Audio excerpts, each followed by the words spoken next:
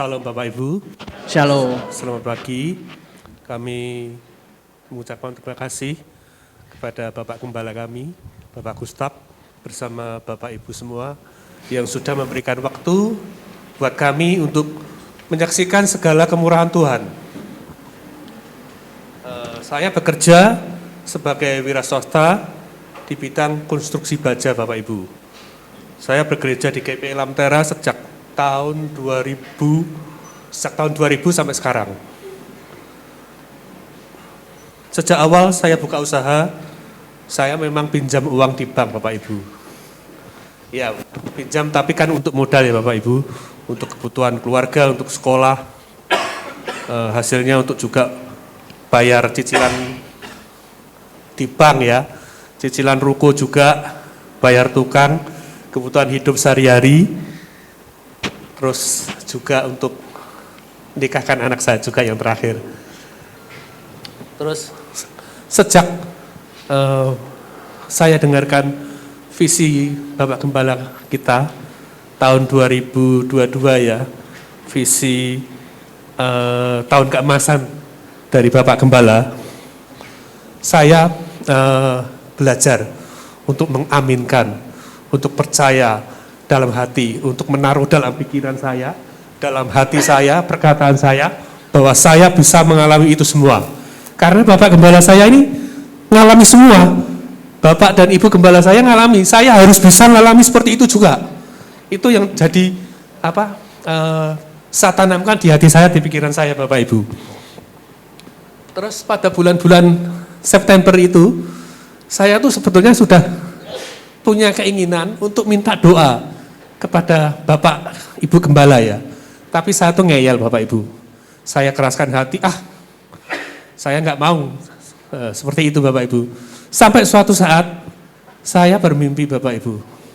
Saya di ruang Gembala, Bapak Gembala, saya berlutut minta doa Bapak Ibu. Lah sejak dalam mimpi itu saya ambil keputusan, saya harus datang. Saya harus tinggalkan ego saya, kesombongan saya harus minta doa kepada Bapak Ibu Gembala pada waktu itu. Karena saya tahu Bapak Ibu, ketika saya nurut sama Tuhan ya, itu ada sesuatu yang Tuhan berikan buat kita. Ada sesuatu yang besar yang akan Tuhan nyatakan di dalam kehidupan kita. Amin. Makanya saya terus nggak berani nunda lagi Bapak Ibu.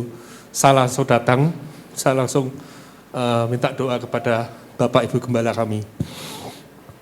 Terus sejak itu kami mendapat pekerjaan yang di luar pikiran saya ya. Pekerjaan buat saya tuh cukup besar Bapak Ibu. Saya dalam hati juga takut Bapak Ibu, modalnya dari mana, modalnya juga masih pinjam hutang, seperti itu. Tapi saya belajar untuk bisa percaya Tuhan, bahwa dengan DP yang ada, dengan segala kekurangan saya, Tuhan akan cukupkan Bapak Ibu. Beri kemuliaan buat Tuhan. Itu bukan gagah kami ya. Saya tahu tahun-tahun ini tahun sulit buat kami. Tapi Tuhan itu luar biasa Bapak Ibu. Kalau saya bisa mengalami seperti ini, saya yakin Bapak Ibu harus bisa mengalami juga seperti ini.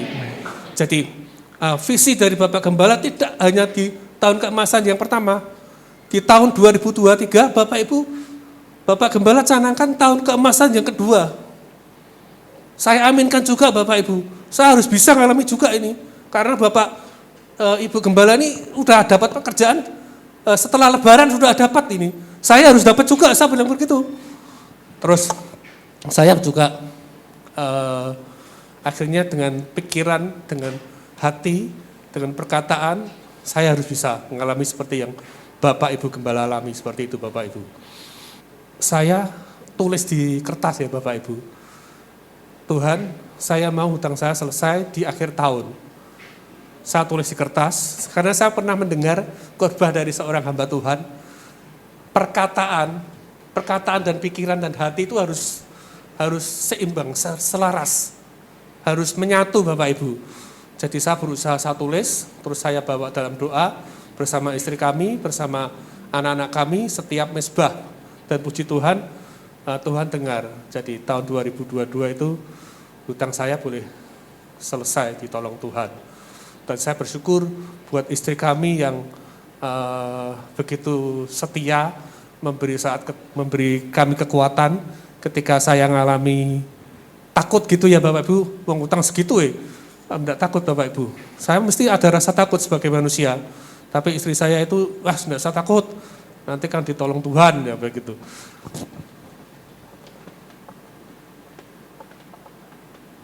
Dan yang penting Bapak Ibu, kita harus belajar memberi apa yang Tuhan taruh dalam hati. Ya, ketika Tuhan taruh dalam hati, apa yang Tuhan perintahkan, itu harus segera dilaksanakan Bapak Ibu. Saya belajar dari Bapak Gembala untuk pembangunan gedung gereja ya Bapak Ibu. Pembangunan gedung gereja sampai 8 lantai. Saya berusaha untuk perkatakan itu, bahwa itu bisa terjadi, dan saya juga dalam pikiran iman saya, ini harus bisa terjadi buat gereja kita. Karena saya ingat ya, ketika Bapak Joni, gembala senior kita, itu pernah bermimpi Bapak Ibu, bahwa di tempat ini ada bahtera yang gede Bapak Ibu, yang menampung jemaat besar. Saya percaya ini akan terjadi Bapak Ibu. Saya ingat akan Raja, ini saya tambahkan sedikit ya Pak, saya di luar konteks ini Pak. Saya ingat Raja Daud Bapak Ibu, Raja Daud ketika dia mau bangun bait suci, itu Tuhan ngomong, bukan kamu yang bangun, tetapi anakmu Salomo yang bangun. Ini mungkin terjadi Bapak Ibu, bukan mungkin, harus terjadi Bapak Ibu. Bukan Pak Joni yang bangun, tapi Bapak Gustaf yang akan bangun tempat ini. Amin Bapak Ibu, amin. Akan Bapak Ibu, untuk kita bisa mengalami tahun-tahun keemasan yang kedua, kita harus belajar untuk satu, memberi perpuluhan, itu enggak boleh lupa Bapak Ibu. Perpuluhan itu kalau saya pernah dijelaskan oleh penatua di sini ya, diaken di sini, saya enggak sebutkan.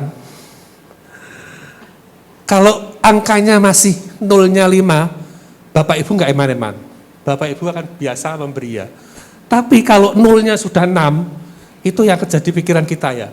Kita akan merasa eman, seperti itu Bapak Ibu. Nah, itu yang disarankan oleh senior diaken kita, itu masuk dalam pikiran saya, bahwa setelah nolnya 6 itu harus tetap dilaksanakan Bapak Ibu. Jangan ditunda, seperti itu Bapak Ibu. Jadi itu bagus sekali buat saya, menjadi sesuatu yang memotivasi saya untuk berhati-hati dengan perpuluhan ketika nolnya sudah mencapai 6 Bapak Ibu, seperti itu. Jadi kita belajar menabur karena taburan kita itu akan menentukan tuayan kita Bapak Ibu. Jadi apa yang kita tabur itu suatu waktu kita akan tuai, seperti itu Bapak Ibu. Mungkin ya, mungkin taburan kita belum menikmati ya, tapi anak cucu kita bahkan itu yang akan menikmati, kemungkinan seperti itu Bapak Ibu.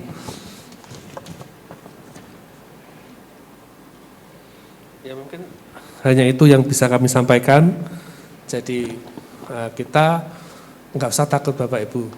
Kita semua ngalami akan krisis ini ya. Krisis ini kita ngalami semua.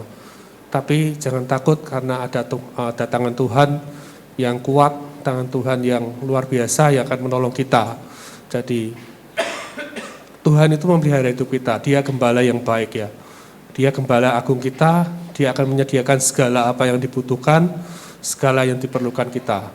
Dia Allah yang kaya raya di dalam kitab Bapak Ibu. Jadi Allahku akan memenuhi segala kebutuhan kita menurut kekayaan dan kemuliaannya. Terima kasih, Tuhan berkati.